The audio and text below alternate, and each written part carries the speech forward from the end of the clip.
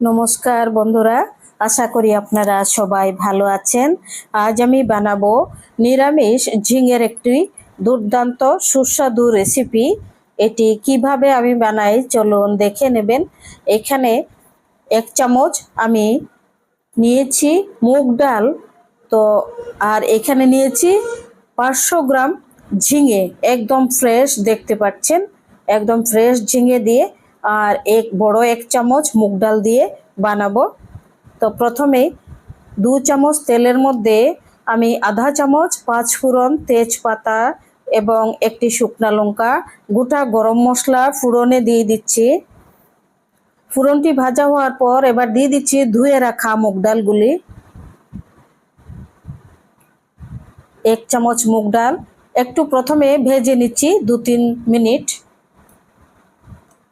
2-3 minute মুগ ডাল ভাজার পর দিয়ে দিচ্ছি কেটে রাখা ঝিঙেগুলো। এই যে দেখুন, এতটুক বড় সাইজ করে আমি কেটে নিয়েছি ঝিঙে। এখন এটি 10 মিনিট খুব ভালোভাবে ভেজে নেব, আরও ঝিঙেগুলো যেন খুব ভালোভাবে সেদ্ধ হয়ে যায়। এবার দিয়ে দিচ্ছি আধা চামচ আদা বাটা, আধা চামচ কাঁচা লঙ্কা বাটা। এই যে দেখুন, কাঁচা লঙ্কা বাটাটা খুবই ঝাল।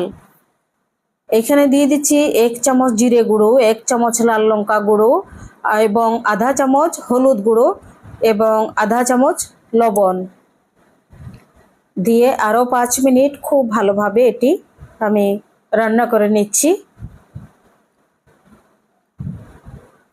5 মিনিট ঢাকা দিয়ে সেদ্ধ করে নিচ্ছি। 5 মিনিট হয়ে গেছে। আর মশলাটা কিন্তু আমি এখনও এই যে ভাজা মশলা পাউডার দিয়েছি, মানে জিরে পাউডারটা ভাজা। এবার দিয়ে দিচ্ছি আধা কাপ পরিমাণ জল দিয়ে আরও 2 মিনিট সেদ্ধ করে নিচ্ছি। 2 মিনিট হয়ে গেছে, দারুণ সুন্দর মুগ ডালও সেদ্ধ হয়েছে। এবার দিয়ে দিচ্ছি এখানে আরও আধা চামচ ভাজা মশলা। ভাজা মশলা বলতে এখানে জিরে, ধনে, তারপর একটি শুকনা লঙ্কা, জিরে ধনে একটি শুকনা লঙ্কা। এবার দিয়ে দিচ্ছি শাহি গরম মশলা পাউডার 4 ভাগের 1 ভাগ, কারণ ফোড়নে গরম মশলা দিয়েছি এর জন্যে। এবার দিয়ে দিচ্ছি 1 চামচ ঘি। খুব সহজ রান্না দেখুন এবং দারুণ সুস্বাদু। এবার দিয়ে দিচ্ছি 2টি কাঁচা পাকা কাঁচা লঙ্কা। হয়ে গেছে রান্না, খুব সহজে দেখুন, একদম ঝামেলা নেই।